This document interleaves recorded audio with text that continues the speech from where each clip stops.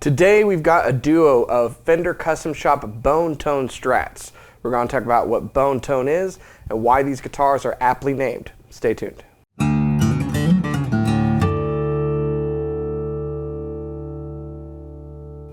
Hey, you're watching Alamo Music TV. My name is Chris McKee. I'm Cooper Greenberg. We're here with Alamo Music Center in San Antonio, Texas. You can find us online at alamomusic.com. If you're new to the channel, subscribe, turn on notifications, like our videos. If you want to support the channel, visit our spring store link below for custom t-shirts, other swag, and also check out our podcast. It's called the Fretboard Confessional, wherever you get your podcasts. New episodes, so check that out. We've got a pair, a duo, if you will, of Bone Tone Custom Shop Stratocasters. You've got the, what's the color? I got the honey blonde. Honey blonde. It's bone colored as far as I'm concerned. A lot of people have come in the store and said, is that like a Mary Kay? Like, no, kind of, but I could see where you're coming from. But no, this honey blonde. Yeah. And then what do they call this burst? That is the wide fade 2-color sunburst. It's like chocolatey to me. It's super nice. We had another wide fade 2 that sold already that we didn't get to show off on the channel. But I think it's a good look. I'm usually a 3-color guy. Yeah. But I've been into the 2s. Yeah, no, I like it, particularly when it's done this well. And the back is just, yeah.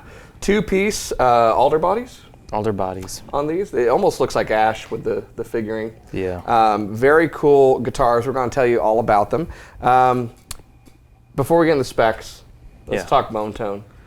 Yeah, how would you define bone tone to someone? Because Maurice was the one that defined it to me. Well, let's start there. So Maurice defined it to you. Maurice, by the way, is our in-house legend. He's been with Alamo Music for over 30 years. Yeah. Brought me into Alamo Music, brought Cooper into Alamo Music. The liaison. Yes, he's just a great guy. So we talked about bone tone, he and I, all the time. Yeah. What did he tell you about it? He would always just be like, it's in the fingers, man. And how old were you? 7. And how scared were you? It's terrifying. He's going to break my fingers. Yeah. I thought, yeah, but no, I think that's basically what it means, and guitar players have heard this kind of thrown about, but it means it's in the fingers, it's in the hands. It means that you sound like you. Yeah. I remember watching a documentary, or there's a video on Jeff Beck. He was showing off his guitar collection. And Jeff Beck on a telly sounds like Jeff Beck. Yeah. It sounds like Jeff Beck on a Strat. It sounds like Jeff Beck on an SG. It sounds like Jeff Beck. Yeah. I mean, you get nuanced differences. Guitars do matter, gear matters, right? But there's aspects to someone's tone that are just part of how they play. Yeah. So, but let's break that down a bit. What does that mean in how you play? To you, how does that translate? Your bone tone that makes Cooper unique in your playing. I mean, so I've heard it described well, not through the lens of bone tone, but watching Rock and Roll Hall of Fame, Albert King going in, John Mayer inducted him. He's talking about every player bends different. It's like a fingerprint. I think that's like a very good way of thinking about it. I mean, we both bend very differently, even if we're playing the same exact phrase. I mean, down to how hard you're pushing down on the frets, how fast you're bending it, are you sliding around, are you doing vibrato, all that stuff. How much is the fingers, how much is the wrist? Yeah, it's all over the place, but really any 2 players could play the same exact phrase. I mean, think about Mark Knopfler, master class of bone tone right there, because it's only him and fingers touching the guitar, not anything else. So I mean, it's like one person singing through different types of microphones. It's still going to sound like their voice, just different. But, that's a great analogy. Yeah. Yeah, I really like that. It's interesting. In guitar building, I know we've got 2 Fender custom shops here, but I think it was Paul Reed Smith that once coined some phrase that, like, whatever touches the string is God. Meaning, not to be, like, sacrilegious, but the point is that that's what matters the most. It's whatever's coming in contact with the string. And when you're building a guitar, those are the aspects of the guitar. And then once the guitar is built, it's you. Yeah. You're the other thing coming in contact with the string. So yeah, it's important to, like, what material is the nut made out of? How well is the nut cut? How high is the nut? What material are the frets made out of? What shape are the frets? How tall are the frets? Yeah. The bridge material, the saddle material, all of that stuff is important. But then the minute you start playing, you're the thing coming into contact with the strings. And yes, left hand is important, right hand is important. Yeah. Like the way someone picks the string with their right hand changes the tone a lot. It's interesting because we're demoing these guitars for you on YouTube, and it's a fun job. I think it's a valuable thing. I've shopped for gear listening to like various demos on YouTube, but at the end of the day, I will sound like me when I play that guitar. You know, not like someone else. I'm not gonna sound like Cooper Greenberg. You know, even though I slow down our videos and try to learn the stuff he's playing. He slows it down so he can listen to me talking at half speed and make fun of me. It's pretty funny to listen to both of us. You want to just, right here in the video, here's a point. You just hit like half speed or slow it down and we both sound drunk. Yeah. So. I mean, we are drunk. But then you'll hear us sound like it. Yeah. So these are aptly named Bone Tone Strats, and it comes from pickups, which are called the Bone Tone pickups. Yeah, well, let's talk about the specs first, because these are both the same basically guitar with different finishes. We talked about it's a two-piece alder body. By the way, that's something that's pretty typical in custom shop. So if you're looking at like a Pro 2 or something, it might be a three-piece body. Lower models might have a 4 or 5-piece body, or even more. Squires can be like 6, 10-piece bodies, whatever. It's 20-piece body on but this. I only ever see two-piece, sometimes one-piece bodies in the custom shop. Alder in this case, anodized pick guards, pretty straight away, 5-way volume, 2 tones. You know, I'm not typically a fan of the gold anodized pick guard. It works on these, It works right? on these ones, and I like that you see kind of the wear around each knob. Nothing over the top, but a little finger rest right there. It looks really good. A little bit. Very cool kind of setup here. We're coming back to the pickups. Flamed maple necks, which are just I believe. Awesome. You can see that figuring on the back. Gary stopped me as I walked by with that one and had to take a look at the neck. Whoa, man. And particularly as the finish comes off and the flame still's there, just in a different coloring. Yeah, it's cool. Just really, really beautiful to look down. And then, of course, you've got gold hardware up top, too. All those typical signs of wear. And I love both of these colors. I really like that one. I really like this one as well. And then, of course, their name comes from the pickups. The Bone Tone pickups. Which are, according to Fender's website, master designed. I believe they're based, these are 55 Strats. I think they're, and I'll figure this out, I think they say 54 covers on here, 54 soft V-neck profile. So the 54 covers are what was on the first Stratocaster. They're rounded off. They were made of Bakelite plastic. I'm not sure if these are Bakelite. It kind of feels like it, but they may just be styled that way. It's a very, very cool look. Alnico 2 pickups beveled on the magnets, and then these have fewer wraps of heavy form bar wiring that they're using on these. And so, well, before I get into it, what's your take on these? So, I mean, I was looking at the specs before we shot it, said something about a little more headroom and all that. You know, we're playing it through a Blues Junior today. It did, for sure, like, it accepted digging in very well. Which, you know, sometimes, I mean, it's tough because we've been playing a lot of custom shops recently. All the pickups are fantastic.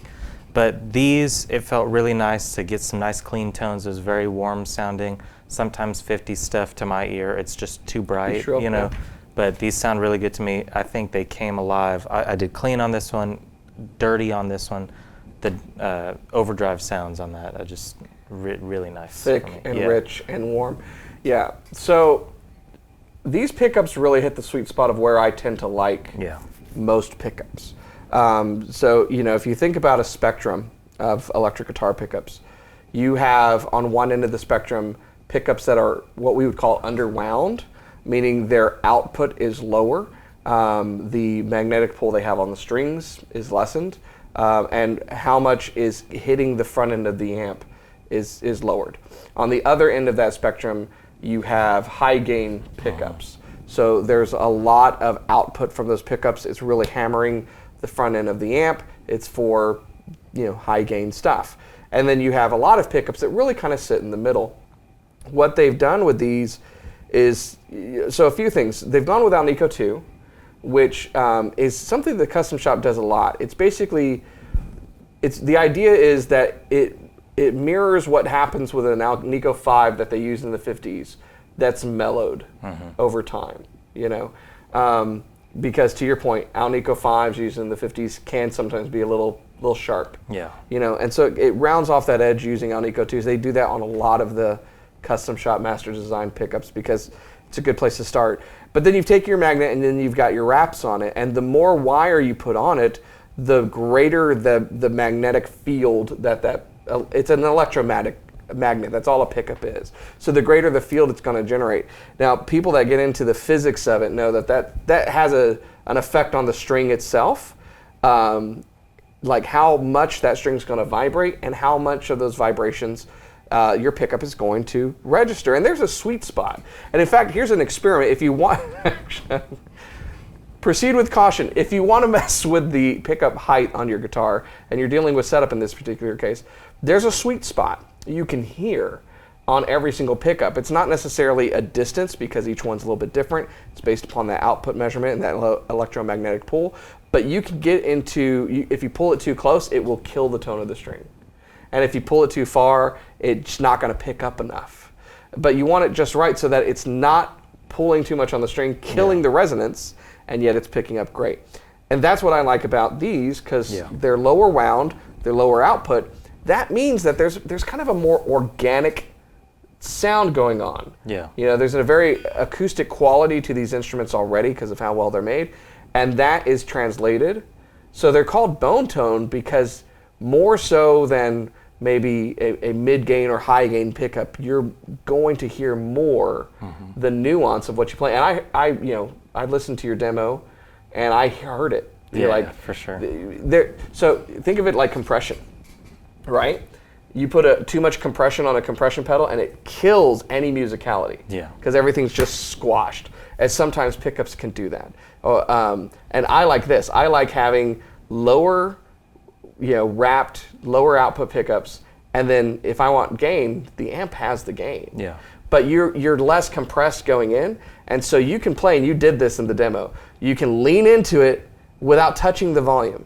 Yeah. Right? You can lean into it and it gets louder or it gets sharper, like you get that response, and then you just back off. You just play lighter, and it follows suit. Yeah, they're very player, elevating guitars. They're dynamic and they're musical. Yeah. Yeah, sure. Very, very cool. Well, we've talked about the demo. Yeah, let's hear them. Let's hear it, and then we'll talk a little bit more on the other side. Check it out.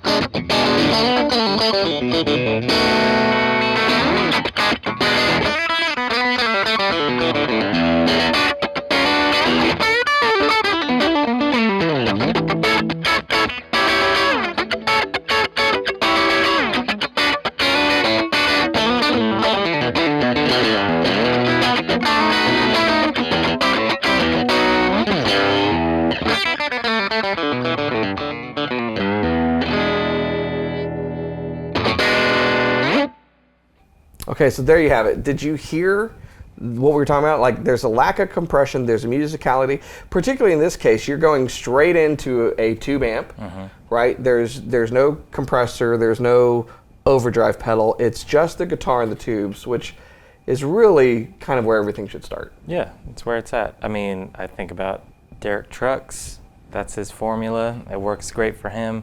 Just volume control, bone tone, and dynamics, and yeah, it's a nice way to kind of strip away all the pedals. Very fun, but to appreciate a guitar, some really well-made pickups, a well-made amp, all that. It's a nice treat. Yeah. So wonderful sound, wonderful musicality on these guitars. They're going to be very player-centric. You're going to sound more like yourself on these guitars than maybe you would on others, which is great. They look fantastic. They feel really great, which I will say continually is what I really love about these relic guitars. It's a cool look, but I just love the way they feel, and I really like them both. When I first saw this one, I was like, yeah, that's where it's at. Particularly when you're talking bone tone. Yeah. This is almost like a bone white kind of color. Yeah. I really dig it. And then I saw that one. It's like, oh, that's. I gotta get the pair. Yeah. Yeah. Checking on this one's really, really cool. I mean, it's some about that 50s kind of two-color sunburst look with the anodized. It's classic yet not, but it's just really cool. Flame neck, pretty special. Yeah. We should talk about the neck and the setup on these. So these are using a soft V. Don't let that kind of steer you away. They actually feel very comfortable. It almost feels like a chunky C, but really not that chunky. It's a good feel to it. Narrow, tall, 9.5 radius. So the frets aren't jumbo, but they're great to bend on. It's a fast neck, and you're not going to deal with any of that kind of like that fretting out. So you can have a nice setup on these. These are basically set up pretty light. Like right out of the box from the custom shop. They've set these up to be pretty fast feeling, which is fantastic. I'm digging the aged gold hardware. It goes very well with the anodized top. And it's a straightaway setup. What do you need on a Strat? You got 3 single coils and a 5-way switch. volume 2 tones, and off you go. It's very, very cool.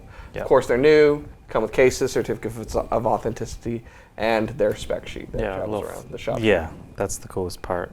Digging into the specs. But yeah, I like them. I think that we put this one up on the wall last week, and that's been the one that everybody's asked about. What is that? What's the deal behind that? Had a few people play it, freak out about the pickups. Yeah, really nice guitars. I pulled this one out today because it came in separate times. I knew I liked this bone tone, so it's cool to have 2 flavors. Yes, absolutely. And you've got your own bone tone. Get a guitar to match. We've got a bunch of custom shops in stock right now, so if you've been shopping for a Fender custom shop of just about any variety, you should definitely check out what we have on our website. What website is that, Cooper? alamomusic.com. With confidence this time. Yes. We actually have a section. If you just shop by Fender, you can also filter it out by custom shop. See everything that is currently in stock there, and particularly these 2 guitars. So you can message somebody about them. You can come in and try them out yourself. They're very, very, very cool guitars. I like this. This is the set. This is what I've got on my guitars. Yeah. As I went through all of my trying to find guitars over the years, and I kept some and I sold some. One of the common denominators was lower output pickups. Yeah. And a unplugged, nice acoustic response from the instrument. So it works because you got a great amp. It's really all you need. There you go. Great guitar, great amp, bone tone. I always say at the end of the day, the best guitar in the world is the one that's all about bone tone. It's your tone. That's what it is. If you're new to our channel, make sure you subscribe, turn on notifications, like our videos, and keep coming back for more. We'll see you next time.